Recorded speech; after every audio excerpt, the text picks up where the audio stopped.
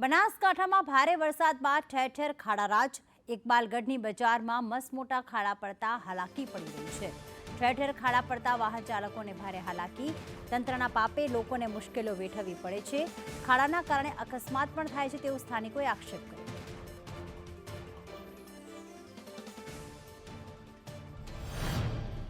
अगाऊ पण अमे संदेश मीडिया माध्यम से रजूआत करेली थी कि आजूबाजू लोग जो पाड़ा बांधेला है तेना कारणे पाणी वधारे भराय छे अने आवा जवानी अंदर वाहनों, बाइकों, रिक्षाओं, नानी मोटी गाड़ी तकलीफ पड़ती होय छे।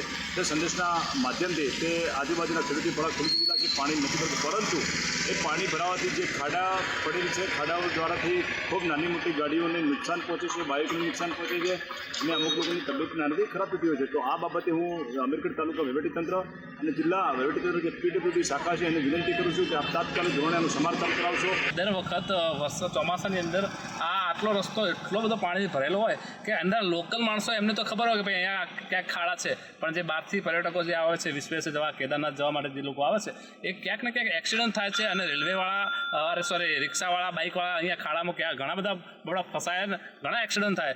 તો તંત્રને આવી જાણ કરો અને આ રસ્તાઓને થોડું રિપેરિંગ કરાવો અને પાણી નિકાલ કરે એવું કરો। હાઈવેવાળો રસ્તો છે ને ડોમર રસ્તો છે અને પબ્લિક ખૂબ જ હેરાન થાય છે। વરસાદના કારણે ખાડા ખૂબ જ પડી ગયા છે।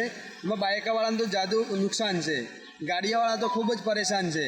એમાં ખૂબ જ તકલીફ પડે છે। કોઈ જોવા માટે કોઈ નેતા કે કોઈ સરકાર કે કોઈ કાર્યવાહી કરતું નથી। આ રસ્તા બાબતે ખૂબ જ વસ્તી હેરાન થાય છે।